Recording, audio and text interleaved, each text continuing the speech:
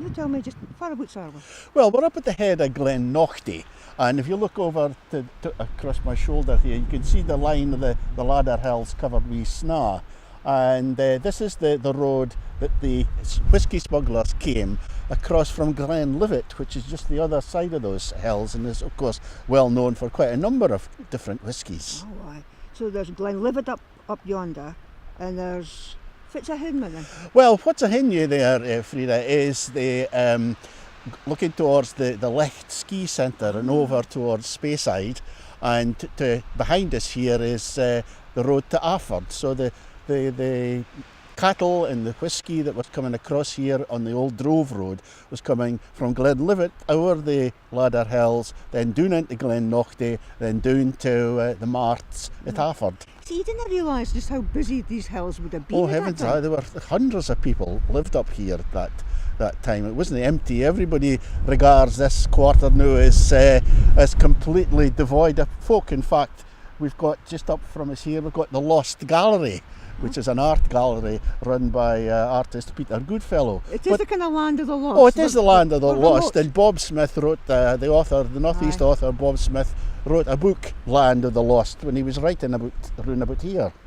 So they would come over, the smugglers would come over these hills with their ponies, barrels on either side of the saddle. Aye, that's the way it worked. They would have 2 or 3 ponies and a barrel on each side, so they had quite a few gallons of whisky, and it was worth a lot of money to them. So did they have a really complicated emergency signalling system? Well, it wasn't complicated. In fact, it was half a simple, really. They would send a couple of young lads up and onto the Ladder Hills, and there's a wee notch in the Ladder Hills that we can see from here.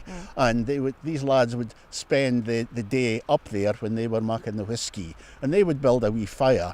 And if they saw somebody they didn't recognise who might be an exciseman, these wee lads would light the fire, and the lads who were making the whisky, they would have one eye on the hill and one eye on the whisky making. And if they saw the fire, they would pack everything up, so that when the whisky man got there was nothing to see.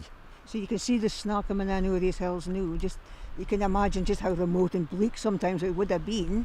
But this is the very place you would hear illicit stills in as well. Oh aye, yeah, and in fact there probably are 1 or 2 stills still hidden in the hills, not in use, but they would still be there, just being forgotten about, lost. So what kind of time are we speaking about, Fred? We're speaking about, it's difficult to say when it started, but probably the 1600s, 1700s into the 1800s, and they would have still been taking the whisky over the hills, even at that late stage. Now you mentioned the cattle coming over from the Afford Mart. Would they be rumbling in and through there altogether so that it would be difficult to identify if it was fit? I think they would, because a lot of the cattle drovers, they had ponies, and if they had the ponies with the whisky in amongst the cattle, the excisemen would have taken less interest in them. And if the excisemen came along, they could drop these whisky barrels very, very quickly off the ponies and hide them in the heather, and now they could come back and get them later on. And Mackie on, they were just cattle drovers. Mackie on, they're just with the cattle drovers. Honest men going about their business. You can just imagine them coming back and forth. This very road we've just come up. They would. And the thing to remember is the cattle were worth a lot of money, but the whisky was probably worth more, because they were taking the whisky to the whisky-hungry markets in the south. And Edinburgh, Glasgow, and further afield. Down, if you can remember, down in England, they had the Industrial Revolution going on at part of this time, and they would have been looking for whisky and so on as well.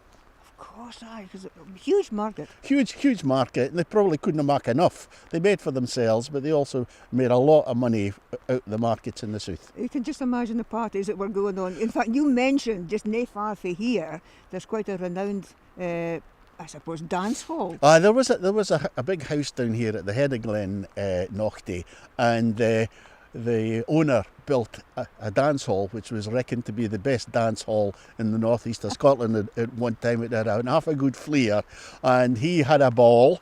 You can imagine a ball away up here, and the ball had apparently hundreds of folk at it. So that would have been quite a night to be in, and I'm sure there would have been a wee bit of whisky drunk at that as well. So you had a huge dance in the Land of the Lost. The Land of the Lost had its day.